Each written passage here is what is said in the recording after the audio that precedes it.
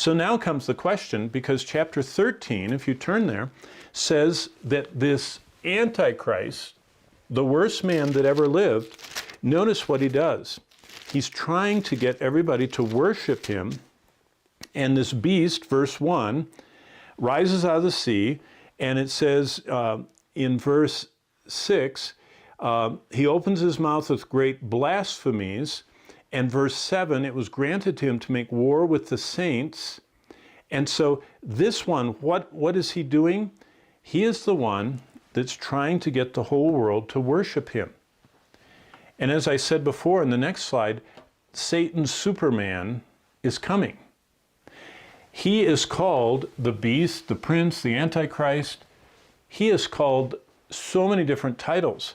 But just think of all the prophecies. He's in Daniel, it says he's a super communicator.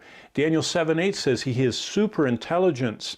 He is a super politician because, remember I told you, he gets the Islam and Judaism to be side by side without fighting. He's a super general. He can organize all these armies. But look what verse 7 says. It says, it was granted him to make war with the saints and overcome them. And Revelation 13:7 says, an authority was given him over every tribe and tongue and nation. Wow. And what does he do? Well, he makes everyone to take the mark. Remember that 666 mark? That's why it says there on that slide, completely confusing times are coming. Because this Superman is going to come and is going to deceive, it says, the whole world. So the lesson from God is, if completely confusing times are coming, by the way, that's the most repeated description of the tribulation.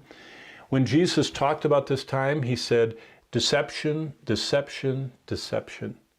Deceiving times. That was how Jesus described it. What's the only protection from Satan's signature? There's only one protection. You see the slide? I call it the signature of God. The signature of God, when his Spirit seals us, means that we're forgiven. That means our debts are erased. We're justified. That means we have a whole new standing. We're elevated with Christ. We get a new heart. That's what regeneration is. We're reconciled. God becomes our friend. See, that's the choice of the tribulation. You want to befriend God or the worst man who ever lived, the false Christ? We're adopted. That means we have a new family. We're redeemed. That means we're owned by God. That deals with our life. We're not our own. We're bought at a price, and we're sanctified. That changes our behavior.